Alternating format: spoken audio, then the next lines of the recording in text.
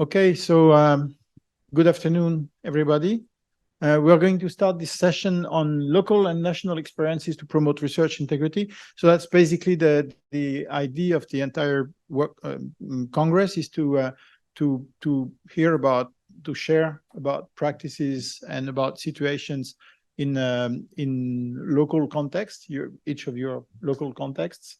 And so I'm Olivier Legal. I'm the chair of the board of the French Office for Research Integrity, and I'm happy to chair this session. The first talk will be about artificial intelligence. It's the speaker is online, so he's already actually listening to us and watching you about testing ChatGPT capacity to write essays on ethical dilemmas. And so the floor is yours, Luka, as soon as you appear on the screen. If you can maybe have your slide in the presentation mode. Of course, just 1 second. Would be even better. And here we are. Yeah, perfect. Thank you very much. So we've got 15 minutes, and there will be 5 minutes questions after each talk. Yeah. Okay. So first, I'm really sorry that I'm not joining you in Paris live. So hi, my name is Luka. I'm a researcher at the Department of Research in Biomedicine and Health at the University of Split School of Medicine. And today I'll be presenting our study where we try to test ChatGPT's capacity to write essays on ethical dilemmas. So to start off, a bit on the background, my apologies. Let me just check where the issue is. Here we go.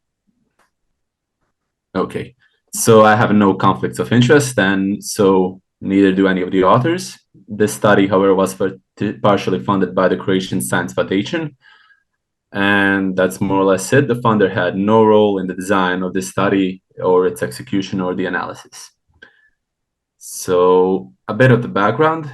So we all know what ChatGPT is. So it's a large language model which functions as an artificial intelligence, and it has impacted both research and education in various ways. So from education, where we have studies where ChatGPT is successfully passing medical examinations or even legal examinations, and where it has shown really extraordinary capacity to write academic essays and to write even scientific abstracts, which fooled scientists who try to manually detect them, and even draft full research articles, which again raised concern not just among researchers, but also among publishers, where we saw many, such as Elsevier, step in and declare that authors cannot use artificial intelligence and name it as a co-author of the study, but should disclose the use of any AI while writing the article.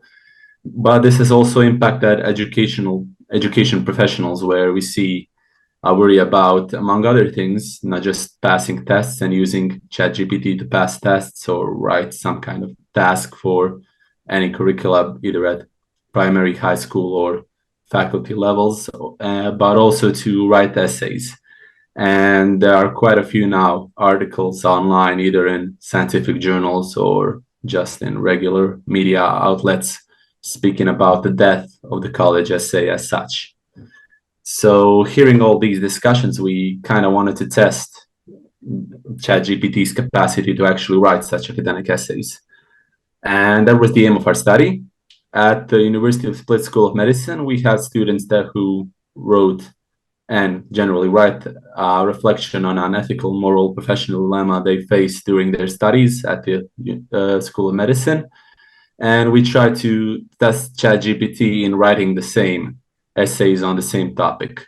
So we had two outcomes of the study, which is first a comparison using the linguistic inquiry and word count software, which I will explain pretty soon. And we hypothesized that the ChatGPT essays would have a less subjective, less personal approach to the topic and a more analytical one.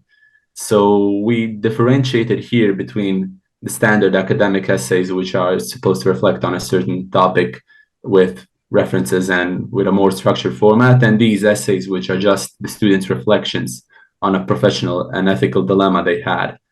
and they were really supposed to reflect and are supposed to reflect their own stance on what what they went through.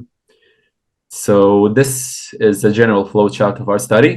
So as I said, the data collection was done at the University of Split School of Medicine among 5th and 6th year students at the Medicine and English program. And then we basically extracted prompts from these essays, which I will soon explain, and use them to generate essays in ChatGPT, which would serve as the comparator here. The analysis was conducted in the language inquiry and word count software. It's basically a type of software that uses a dictionary approach. So it has dictionaries related to specific psychological variables. These can range from analytical thinking, which is basically a metric, as you can see here, for logical higher order thinking. Clout, which is supposed to be words that reflect author's leadership status or his kind of perceived authority status, and variables related to several psychological processes such as cognition, affect, and even different social processes such as social behavior and pro-social behavior. And so as such, you can see some examples here on the right hand or left hand side of the screen, where you see even example words within that dictionary. And later on, we also intended to conduct a sub-analysis to see if any of the essays were written with AI or with assistance of AI. And we intended to use GPT-0 and originality.ai as detectors. So here's another flowchart of our main analysis. So we took these student-produced essays, and we extracted independently keywords. So 2 researchers extracted keywords from these essays, which are relevant to the essay's topic. And then they developed prompts. So this was, again, done by 2 other researchers, where they either created partial keyword essays through these prompts, which meant that half of the keywords extracted would be used to generate a prompt for ChatGPT, or again, where 100% of these extracted keywords would be used to generate a prompt. Then when we actually had the essays generated by ChatGPT, we would compare them to student essays. So as you can see, there's a total of 3 levels of essays: those generated by the students, those generated by partial keyword prompts, so prompts composed of half of the keywords extracted, and the full keyword essays, of course, composed out of the full keyword prompts. And then we undertook statistical analysis. And these are our findings, more or less. So student essays had significantly lower scores, so statistically significantly lower scores on analytical thinking, authenticity, and emotional tone variables. So what does this mean? So it means basically that they showed lower order thinking. So ChatGPT generally created essays that had significantly higher number of words related to higher order thinking or analytical thinking. Interestingly enough, the student essays were found to use less authentic words, so less words which are related to the person themselves, and to have lower scores on emotional tone. So this would mean that they had more negative tone rather than positive. So ChatGPT essays had significantly higher positive tone in this regard. Regarding psychological variables related to drive, the student essays overall had significantly lower results related to drive. So drive, as you can see, is composed of several related sub-variables, which are these types of drives. So either related to their affiliation, their achievement, their power status in relation to someone else. And ChatGPT, once again, had higher levels here. This was another interesting finding. Student essays, although scoring lower on analytical thinking, had higher scores on cognition variables. However, when we went into the psychological sub-variables which compose this cognition variable, we saw, again, various things. So with that, the student essays in this case, had higher scores on all or none. So these are words that signify an all or none approach. Cognitive processes, causation, and again, tentative and differentiation variables, yet lower results on insight and memory variables. However, interestingly, this finding for the memory variable is relative, since we found the difference only between the student essays and the latter group, so the full keyword essays, as you can see here on the slide. Regarding our results, the student essays had significantly lower results for the affect variables, so the affect variable is actually composed out of two things, so either emotion or tone. Tone in this case is supposed to signify a more positive style of writing, while the emotion is supposed to signify our internal emotions. And regarding the specific emotion variables, the student essays had lower results regarding the anxiety and sadness components. So these words were present in less of an amount in these student essays. And we also extracted the variables regarding to social behavior.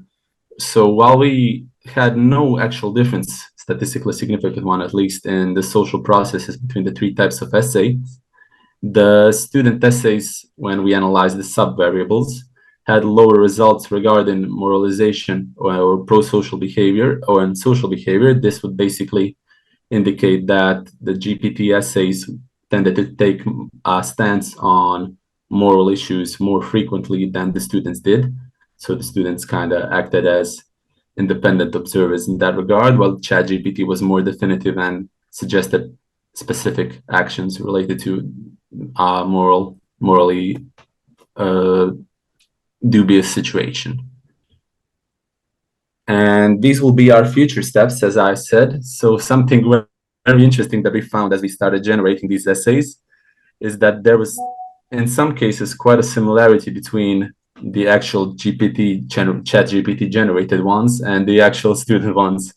So we decided to conduct subgroup analysis because we wanted to see how many of these essays written by students were either generated through AI or through assistance with AI.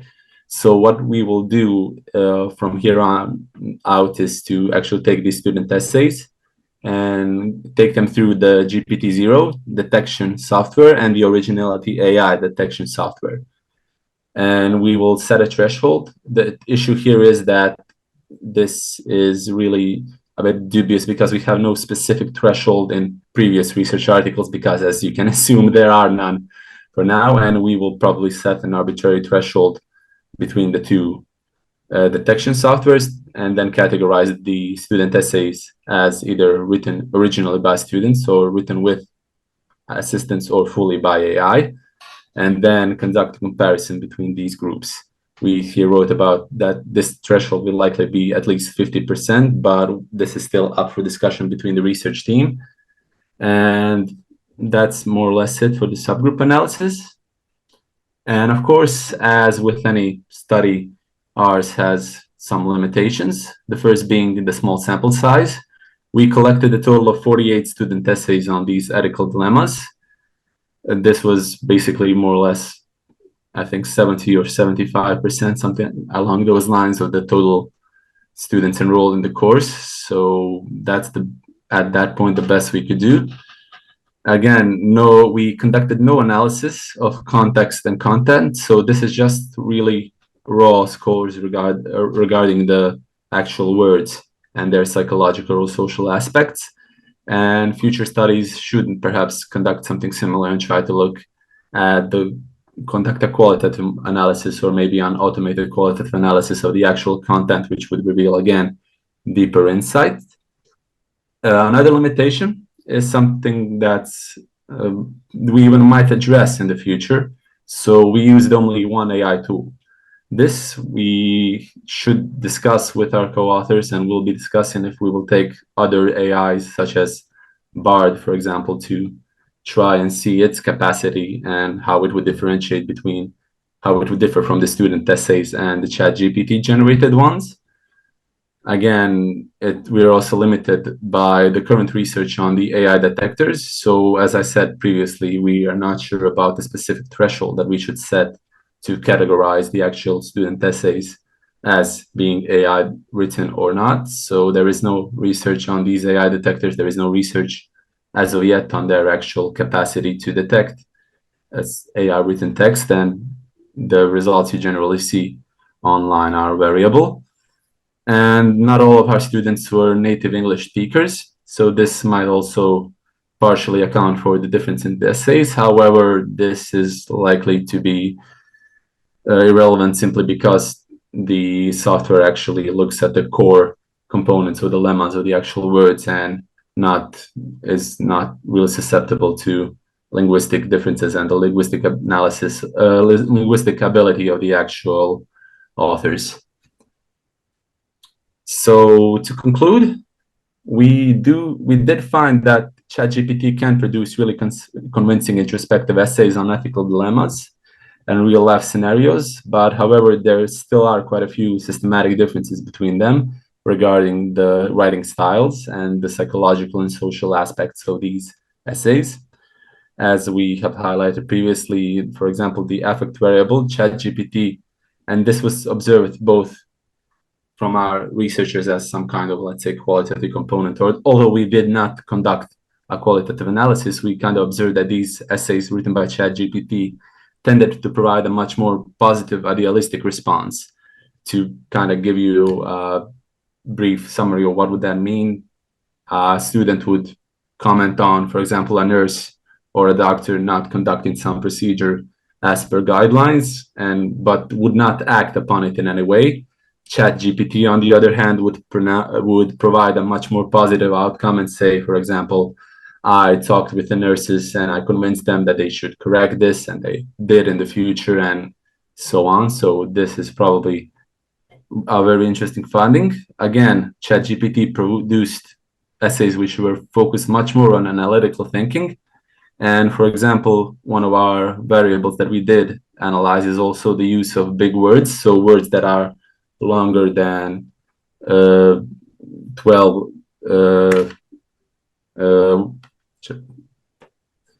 words that are sorry, I forgot the word. The words that are longer than 12 letters. And ChatGPT tended to use much more of those big words than the students did. However, the students usually wrote longer sentences that ChatGPT did, which is also a useful finding. And ChatGPT produced essays that were more authentic than the student-written ones, which would be kind of contrary to what you would actually perceive at first, but that proved to be the case in our sample.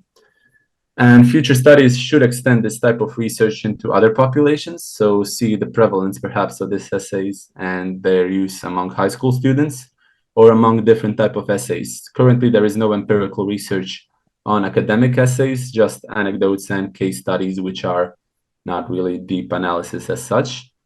And a general suggestion from our side as researchers is that future studies should also see the actual capacity of AI detectors to detect such essays. This would be really useful to both teachers at high school levels or primary school levels, as well as tenured professors.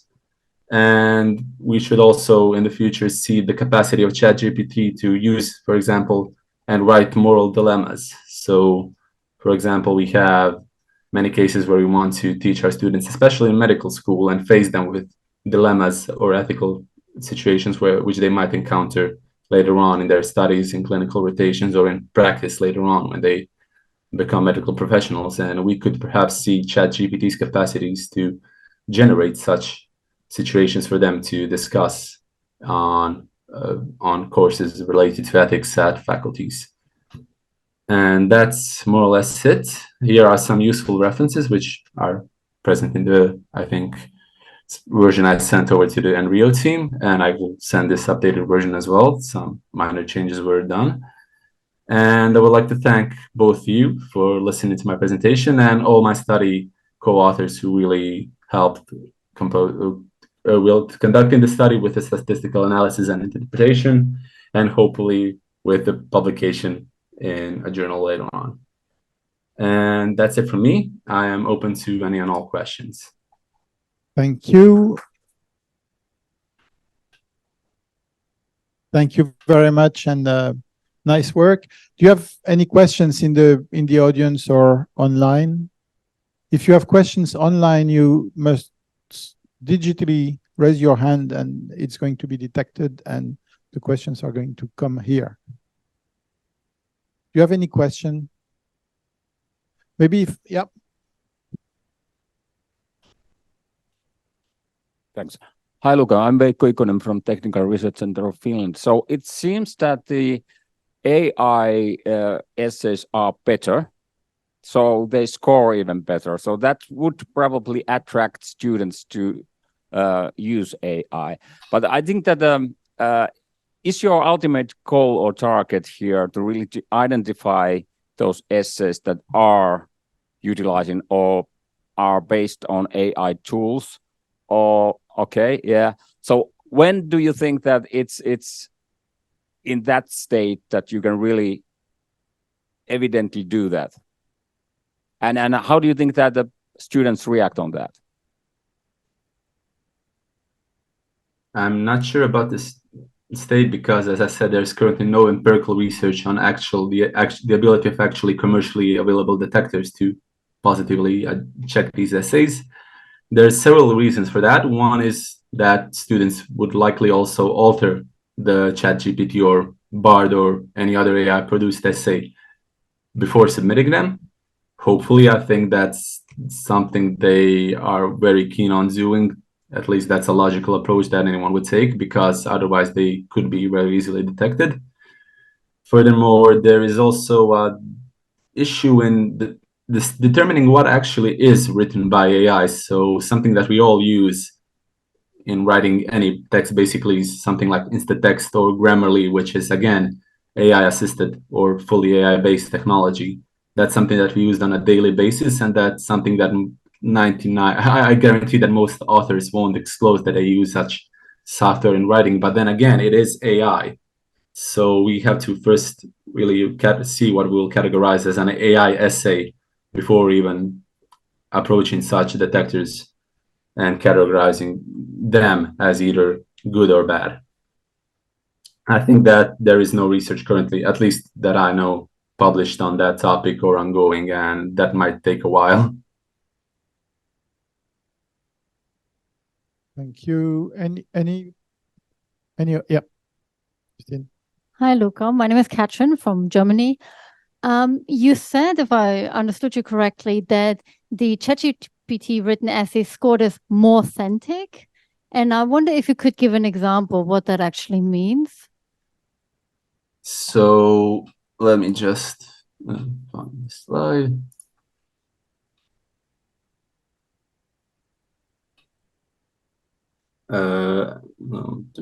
As you can see here, so that's one of the summary variables that kind of reflects perceived honesty and genuineness.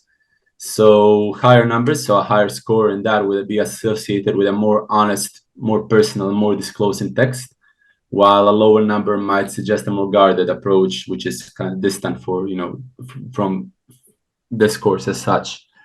What would this mean? So this might be actually even related to the nature of the ethical dilemma, where the students might be more tentative in discussing it, and ChatGPT as such might be more open in what actually happened than what the resolution of the situation was.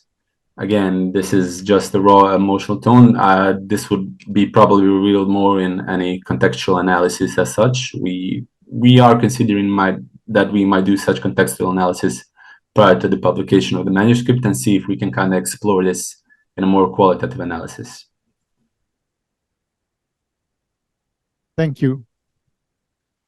If we have one short question, we have time, otherwise we've got to move. No?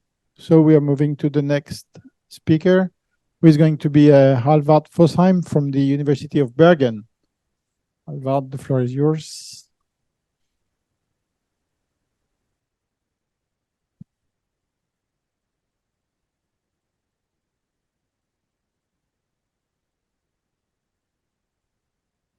Excellent, thank you. So yes, that's correct. My name is Hallvard Fossheim, and for my day job, I'm a professor of philosophy at the University of Bergen, but I'm here as the chair for NENT, which is the Norwegian National Committee for Research Ethics in Science and Technology. And my co-presenter couldn't be my sort of partner in crime, couldn't be present, unfortunately, today. He's the director of NET. And what I'll be talking about is very specifically sort of down-to-earth ethical questions about specifically the idea of legitimacy in a process of revising research ethics guidelines. In order for this to make sense at all, I should just explain 2 or 3 things very briefly for you. First of all, the Norwegian committee system is I think, unique. We have a system with 3 committees that together are supposed to cover every area of research, 3 appointed national committees. And so the NENT committee's remit is science and technology. And one of the things that we do is develop and revise our own guidelines. So that's one thing to keep in mind. Another thing to keep in mind is that the way that this committee works is not by doing sort of vetting or pre-approval of projects. We try to work in other ways, more in contact with researchers, and these guidelines are an important part of that. So that's the final thing that I have to inform you of, sort of by way of background, namely that when we use the term research ethics, we don't mean sort of ticking the boxes in the forms kind of research ethics. To us, research ethics is, as pretty much as broad a notion as you could give it. I've heard some other people here speaking of integrity, research integrity, wanting to give that the kind of same broad meaning. So anything from fraud to precautionary principle, from animals in research to AI, it's on our table. That's how we understand research ethics to the committee. So I think without understanding that, this is going to sound even weirder. The idea then of the guidelines are not to sort of they're not a legal document at all. The guidelines are primarily meant as a sort of self-help to self-help.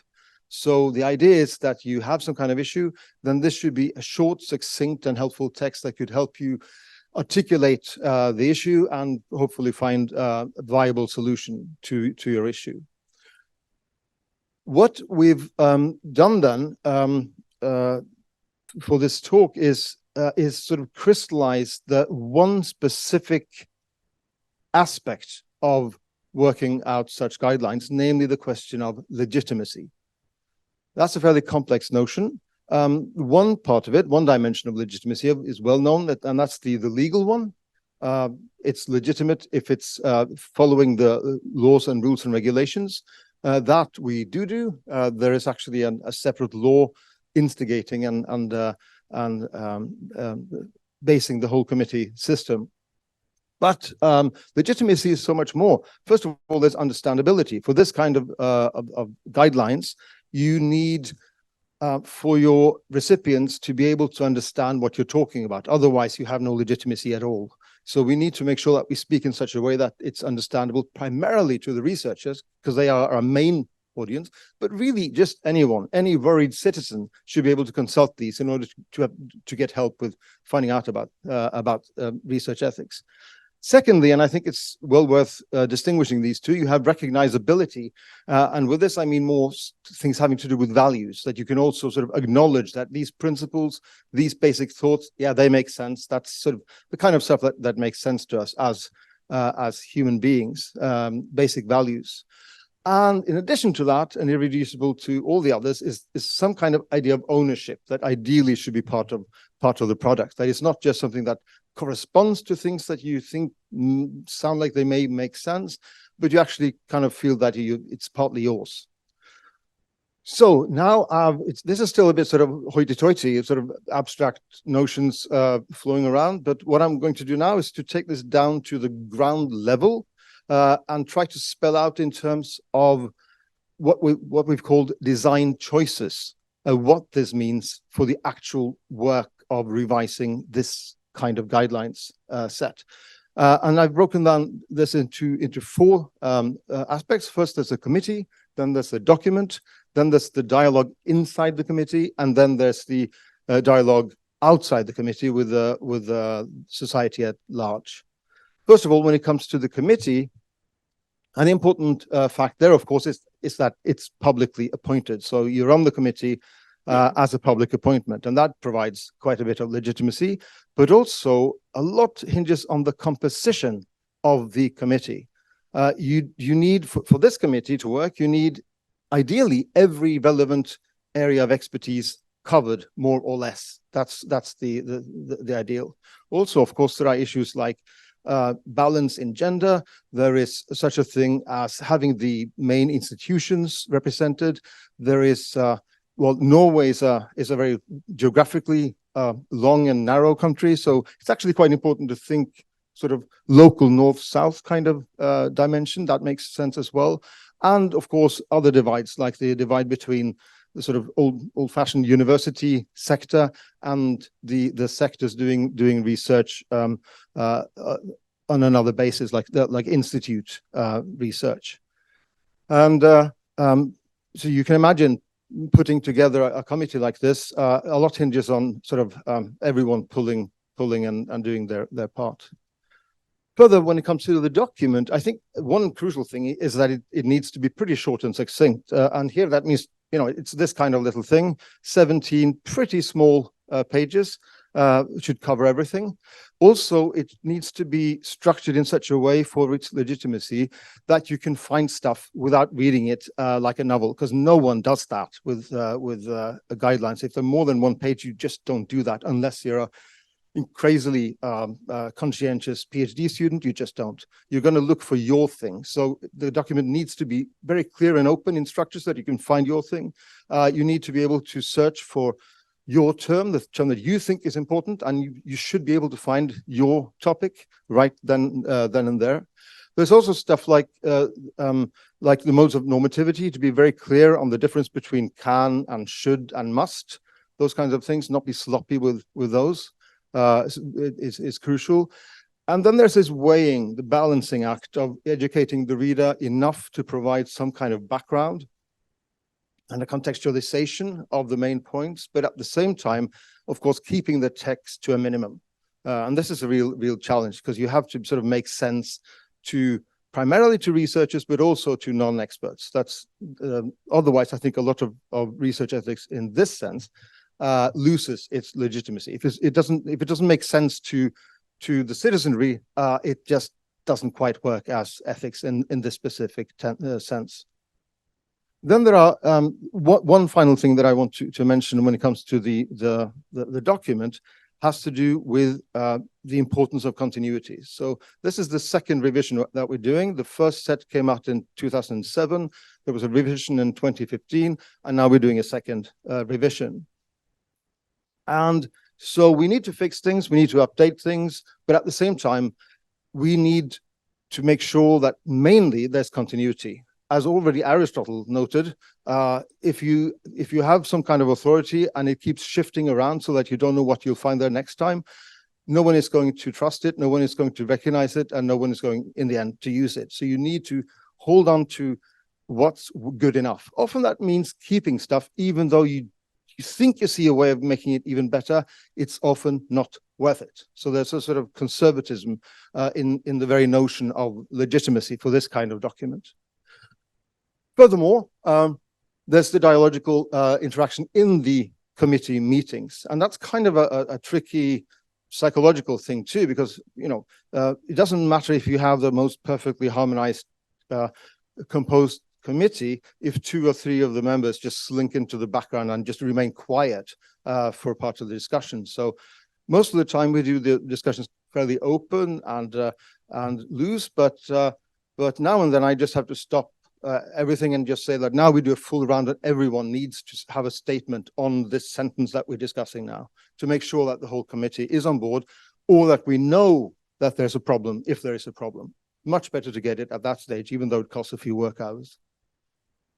And the process then has been one of discussing every sentence, sometimes every word of the whole document, and then me as chair and the director doing the rewrites between meetings, but then taking it back to the meeting for everyone's discussion and final approval before we move on.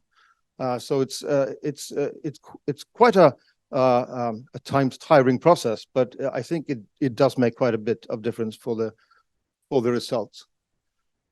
Finally, there's a public consultation, and in this case, we sent it out to these good people right before summer, and that's this point that we're at now. We've just gotten all those responses back from these various research performing institutions, and we're trying to sift through it now to find a viable way of going through it again back in the committee as such. And I think, in one way, you think legitimacy here, just because, having done it, having gone through the motions is crucial. And it is, it makes sense to do that public round. But there is also important stuff that can happen there. So you need to be prepared for some extra work. Among other things, you could have a situation where you're just reminded of actual substantial ethical differences in what people take to be good advice. And then you're aware of a problem, and it doesn't mean that there's an easy solution, but that's something that could happen. Another thing that might happen is that there are terminological variabilities, so that oftentimes this is already discovered in the committee, but sometimes you will notice that there are areas of research, there are institutions where they talk slightly differently about something. And then you always have to weigh, should we include that word as well, so that they can find what they're looking for in the document. That's an important thing.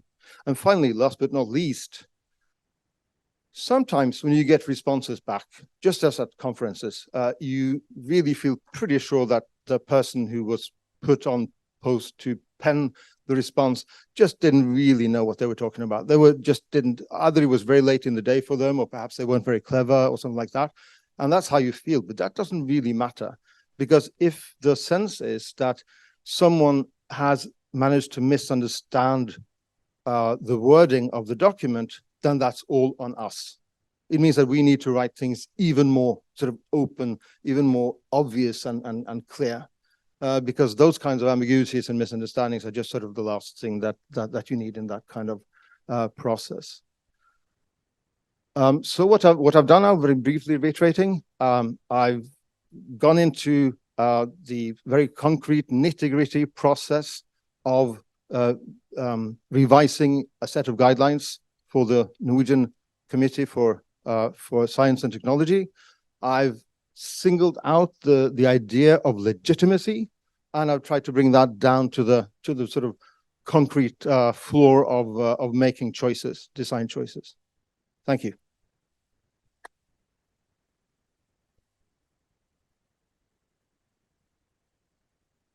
Thank you, Hallvard. So are there any questions? Do you have any questions for Hallvard about this very nice work from the Norwegian committee? No questions? Yeah. Yes, I do have. I'm still Veikko IKONEN from Technical Research Center of Finland. You were talking about public consultation, so I was thinking that because you said that the researchers are the main audience, but does it mean that you have also NGOs, kind of citizens organizations or laymen's in this public consultation? Yes and no. I mean, the main sort of public recipients are, I think, pretty much all the institutions that one way or another are involved in carrying out research, directly or indirectly. But at the same time, there is an open, it's an open round. It's called an open hearing in Norway. So yeah, you could write you could be a farmer and write your response to this. And all of that will be taken into the process. And does that happen, that kind of a layman's? Actually, just to follow on that briefly, at this point, I can honestly. Oh yeah. Perhaps you want to repeat that. Yeah. So does that happen that you get the layman comments on your documents? Yeah, I know that it happened in the past. At this very moment in time, I can truthfully say that I don't know, because I haven't started looking through the pile of files yet. It's on our table, and we'll be having our first meeting. It's trying to sort all of this out in about 2 weeks' time. But you have to identify yourself when you give your comments. Yeah, I don't think you could get away with anonymous comments in this context. I'm not quite sure about that, though, but I would think that that you need to. What do you have a plan? It's too late. Next time. And maybe I had many complementary question. Does it also apply for citizen sciences? And well, citizen science, science that's made by citizens, sometimes initiated by citizen groups, NGOs or not. Yeah, that's the way that the remit of the committee is defined is by area of research. So the mode of research shouldn't matter. And in fact, there's been a rather interesting case in Norway quite recently where at least one committee, this is in the medical area, ended up deciding that a newspaper, journalists, they can carry out research. Because there was a question of whether a project that they'd done and presented as journalism really amounted to research or not. And with that judgment in place, it seems that, yeah, there's even a sort of legal precedent for saying that you don't have to be a bona fide card-carrying scientist in order for this to be relevant to you. But I should also mention, though, that although the researchers are our main recipients here, it is for everyone. It is for worried citizens. It's for funders, not least, and responsibilities that they have. It is also for the institutions, the administrations, pretty much anyone who either bother to listen or be in a jam and feel the need for some help. Thanks a lot. If you've got questions from the online audience, again, you can raise your hand. Thank you. I have a question regarding the conservatism you mentioned.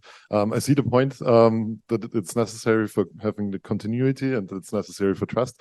I just wanted to ask a clarificatory question. Do you mean that you should not revise the regulatory too often, or would you leave something in it if you are revising, as you are right now? Would you then leave things in it where you know, well, it's not perfect and we can do it better, but we still leave it that way in order to have this continuity? It does concern both how often and how radical.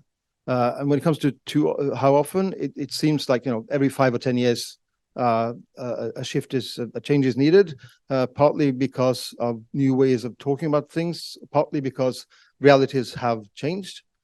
When it comes to the radicality, that's a sort of a judgment call every time. But what I do think is true in the end is that you may very well have cases where you think you can see a more radical change being sort of more optimal, but it would alienate most of the people you need to communicate with, and then you probably should, give it a halt and see if make a yellow note for the next revision on that kind of thing. Like for instance, maybe the use of AI, it's at the same time very fast, so probably somewhere in between one version and the next, and maybe radical at the same time, or introducing radical changes. Yeah. And how do you deal with that? Yeah, that's another hard question because no one knows how to deal with. Yeah, it's actually the committee has had a sort of document produced on the research ethics around AI. But when it comes to the guidelines, we've had a lot of rather hefty discussions about sort of the level of specificity. So there are certain areas that you feel that they should be mentioned somehow. They should be part of the explicit level of the guidelines. AI these days is definitely such a thing. And what we've tried to do, and I still don't know if we're going to keep it. It depends partly on the feedback from the public consultation. But we tried this sort of halfway house solution of having a sort of appendix where we mention certain selected topics that need to be highlighted, but still shouldn't interfere with the structure of the document. So it's more like an extra piece where those who are interested in that, they will search that term, they'll be led there, and then they can, in the course of like half a page, see where they should go in the main document. It was an experiment. I'm eager to see what people thought about that. Yeah. Any other question online? Presence? No, neither. So maybe then we move to the last speaker. Thank you for coming on stage. Yeah, thank you, Veikko IKONEN from Finland. You present yourself. Good to be here.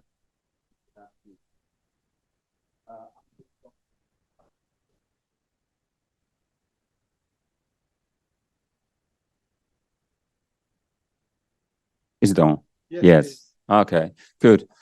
Again, so I'm Veikko from Technical Research Center of Finland, and I will share the experiences that we had last year, a bit earlier, and this year around this topic. So how to really promote and raise awareness about research ethics among the researchers, among the whole personnel at VTT.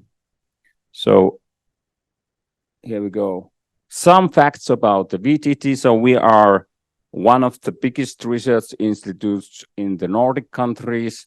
So we have around 2,200 employees, and we do research in all areas of technological R&D, but we also have here some social sciences and humanities parts, ethics research, policy research. I myself, I'm a cultural anthropologist, so I came to VTT to do user studies, to support development of different kind of application technologies, and of course, on that side also ethical issues were very much related to that. So that's about VTT. We established the ethics committee around 10 years ago. I know that at Finland, all universities, research institutes usually have their own ethics committee. It's not so usual in the European context. I have heard that, for example, big research institutes don't have their own ethical committee, and that could be an issue because in many cases, for example, EU funder, Horizon 2020 require this kind of ethics approval statement or opinion for research. So it's really useful to have this kind of a committee and to deliver those approvals, review the proposals, review the projects, and give advice, guidance, support for the researchers, for the research proposals, and during the project. We also have this Research Integrity Advisors program, which was promoted by TENK, so the Finnish National Board on Research Integrity. So we have 3 research integrity advisors. Every business area had their own. The task of these RIAs is to really to guide, support, and also, well, mostly about the research integrity issues, the researchers. Not too many cases about that or questions from researchers, but it's really useful program that we have there. So this is the current picture of that. What is the ethics management at VTT? So of course, in the top of that is CEO, our president. So he takes the full responsibility what happens at VTT, and he of course appoints different departments and for example ethics committee. I'm a member of the ethics committee of VTT. We have there also compliance officer. We have a whistleblower channel. Our code of conduct. Ethics are in the handbook, so in the intranet, of course. Lots of issues related to the ethics are also related to data management. We are a member of TENK, of course, so we are committed to those Finnish guidelines, which are similar as ALEA guidelines, however, a bit more specific in the processes. As I said, we have the Research Integrity Advisors. We have our Sustainability Program, Sustainability Task Force, which also kind of emphasizes and takes into account ethical issues, research ethics issues.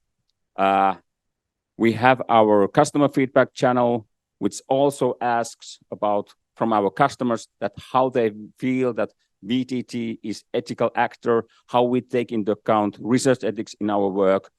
And last year, we really established a new online course about research ethics. So that's a new experience. And also the position of RRI manager. So manager of responsible research and innovation, and that's me.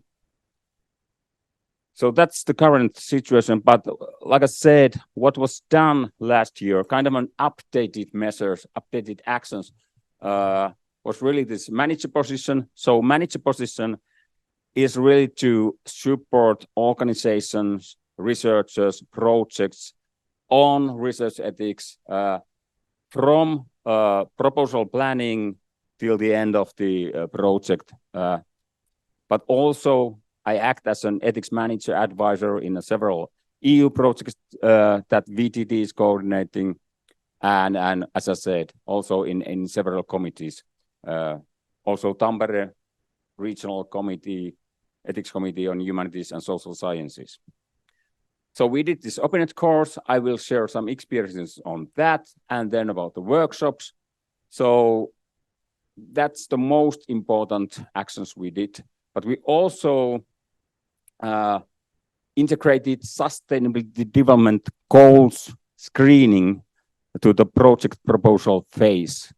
And that was a bit tricky because you really needed to also, well, it was a bit tricky for the researchers to really to find out how useful it is, because it's probably was going a bit to that tick boxing approach that you just pick one SDG. And of course, there are obvious ones, climate action and things like that, where you can really give evidence that our project will benefit on that SDG. However, of course, regarding the SDGs, you also need to think about the negative impacts, and that's probably the even more difficult issue. And we also integrated ethics to the project startup as a document, so kind of a self-assessment at that phase when the project startup review is done. So about the OpenNet course, so we had there different sections.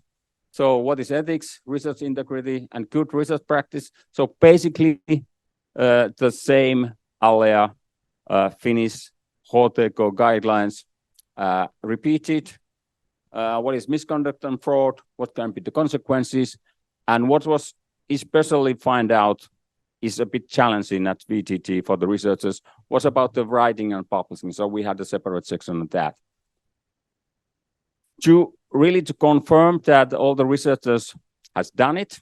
So we had a quiz questions between these sections, and you needed to have something like 18 of 20 right to get it through. And in the end of this online course, you still need to cross check that you are committed to research integrity guidelines. It was and then about the workshops, team workshops. So this was a considered compulsory ethics and safety workshops for researchers in one of the BAs, so business areas, digital technologies. And this action was really put on, required by our executive vice president in order to improve, strengthen our capabilities in these areas. So they have kind of identified some issues in these areas. So we went through, we had this workshop with 40 teams. Average time size was around 10 to 15 people. And I would say that approximately 80% of the team members attended, so around 400 participants. And then we asked that how they felt, was it useful, how they felt, what kind of comments they had to the workshop. So we got 88 responses, so not very high respondent rate, but still. So the OpenNet course, of course, is compulsory almost to all our personnel. Some of the finances was left out, but let's say 95% of VTT people who are working there must do this. And it's quite easy course. The test questions are quite easy, and it's necessary. But we will already feel that, okay, it needs to be every second year, and there are already kind of a need to update some issues. because we have now revised guideline from TENK also. So next year we will update that, and again, people need to do that. But it's part of our onboarding. So basically, every new recruitment has to do it in the beginning of their work career at VTT. Very shortly about the comments about the OpenNet course, because it was compulsory. There was mainly some technical issues. Best course ever was one of the comments, but there was also some comments that, okay, I know these things already. But yeah, that was a good comment. For the workshops, also very mixed comments. People said that it's too long. It was 2.5 hours with break, but also that it's too short. I will soon show you the kind of the course structure. You can see that it was really dense content that we had there. So some people really wished that they should have had more time to discuss in smaller groups about these issues. But very mixed comments, because for some it was really most useful, very important. But like I said, like in the OpenNet course, we know all this already. So we started this as a kind of a face-to-face pilots last June, and then we realized that we probably need to do it in a hybrid mode or only online mode. So basically, we always had this possibility to also connect online, and that also shared the comments. So for someone, people face-to-face was kind of an only option, and they see that it's really beneficial to talk about these issues when you are in the same room. You see the reactions, emotions from the other people. For some people, online was good. What was really needed, more concrete examples about cases, about that, how to handle these situations and dilemmas. So this is the agenda for the workshops. Of course, we presented ourselves first, and usually we ask the team present themselves. So what kind of an expertise they are doing? Are they doing the quantum computing, or are they doing some nuclear power plant research or whatever? If it was a small team, we usually one by one presented themselves, and I think that that was kind of an opening the more relaxation, that everyone already has said something. But if there was a team of 35 people, we couldn't do that. So basically, then we just give the team leader to give small introduction to the team. So as said, we work via sustainability program. So we wanted to attach this also to our VTT strategy and our sustainability program. So we had a 5-minute talk about that. And then we did go to the workshops. So ethics, and then DEI, so diversity, equity, inclusion, because that's very important part, also broader concept of research ethics, and then safety. And then discussion and feedback. And as I said, there was this kind of an introduction to the team, and then smaller group exercises regarding the team. Because we are technology research and development company, so we started the ethics part. 2 minutes only, okay. I will run through. With this Marvin Kranzberg statement. So technology is neither good nor bad, nor is it neutral, so that people can really have a broader view to the ethics. Not only think about research integrity, but also about the end product of what they are doing. 1.5 minutes. So here are some results. So how useful was the research ethics part? As you see, the rate is okay, but it's not, let's say, very high. As I said, very mixed comments on that. About day part, safety part, pretty much same, a little bit lower score. it was said that, yeah, we know these things already, and also the safety course is compulsory, but there was incidents, and that was the reason why this kind of a workshop was organized. What about the day part? For some, this was really quite unfamiliar team. For some, they said that this is a legal issue. It's already handled by law. But for, yeah, very mixed comments also in this part.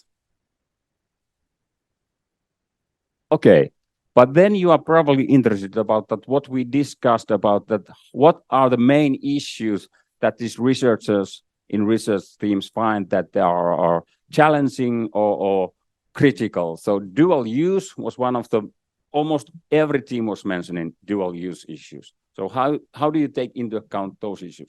Authorship issues, of course, yeah. How do you make author agreements and who do you take in, who do you leave out?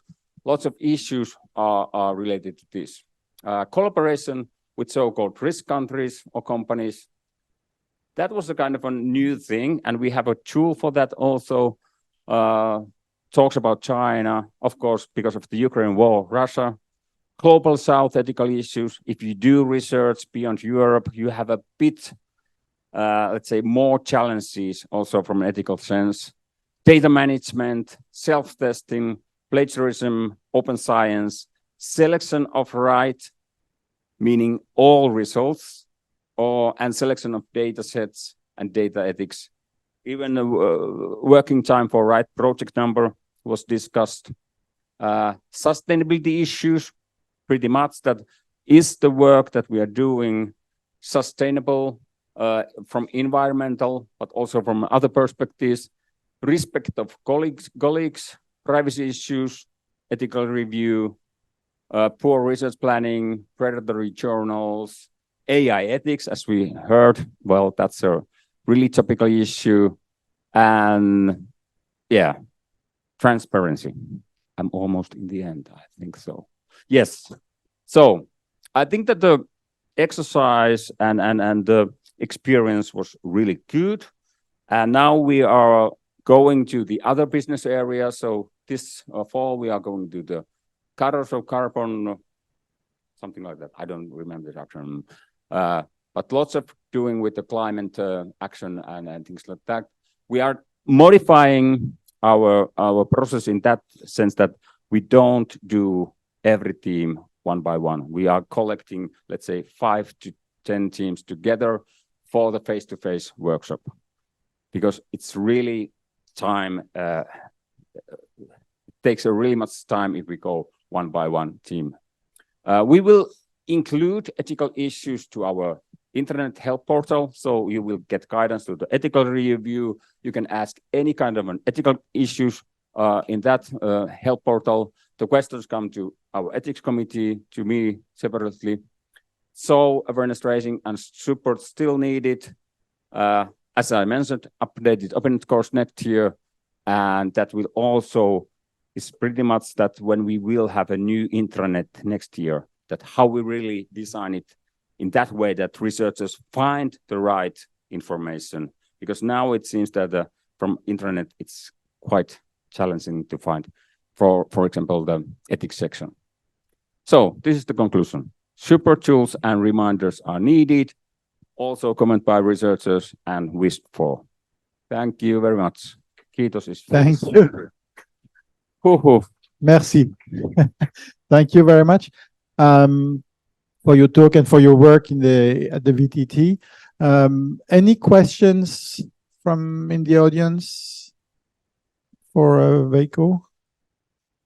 You can copy this approach, but I heard from this last session, this was it Leibniz Institute about the research integrity scouts, and that was a nice approach also. So we need to improve our approach. So maybe I've got one question actually. You didn't reach every scientist at VTT, probably. Well, they may have looked, but some stay in the lab during the course. Yeah. And so what what do you think? It's of course a difficult question because they were not there to answer the survey and to attend the course. But what do you think were the reasons they didn't come, and how do you think you can reach to them? Because some maybe PIs, maybe students. I mean, all these people, these colleagues, they are the target actually. Yeah, exactly. Well, the good reasons are, of course, that they were in the vacation or sick leave Okay, or that can whatever, happen. whatever. But yeah, well, there were reasons that they were busy, even though it was considered compulsory. Well, you have busy times at your work, of course. Yeah. You are preparing an EU proposal and something like that. It's not a good reason. However, for these new workshops, we are really doing it that way that we have a main location at Oulu, Tampere, Jyväskylä, and anyone can join any location. So then it not should be kind of an obstacle to be only with your team. You have many options now to participate. So we try to tackle that issue. Okay. But it's challenging, yeah, to get everyone. Thank you. I had a question. So we didn't see so much the content and the way you organize your courses, so to say. So I was wondering, in the institute, you have PhD students, you have researchers, you have senior researchers, PI. So are they mixed in the same room? Yeah, because it was team workshops. You have a diverse, of course, composition of seniors, juniors, even PhD students, even though we are not a university, but we have these trainees, of course. So basically, very diverse group, technicians in many kind of, So what are the advantages and disadvantages of having a mixed population of that kind for such courses? The advantage is the diversity. So you have these perspectives, comments from different angles for the same lab research team. What I would say that still it was also in the comments that people said that we could have our different teams together. So you get even more diverse discussion and comments on this team. So as said, we try to get that done in the next workshops this fall. Any online question? No. No online questions. Any more question for Veikko? No. And then if not, then we're going to close the session here. And please you can join. Yeah, I can thank the three speakers, the one online and the two present, and the audience, and again ENRIO and Office for the Organization of the Congress. And there is still one session in the amphitheater, and I hope you're enjoying the Congress and Paris, of course.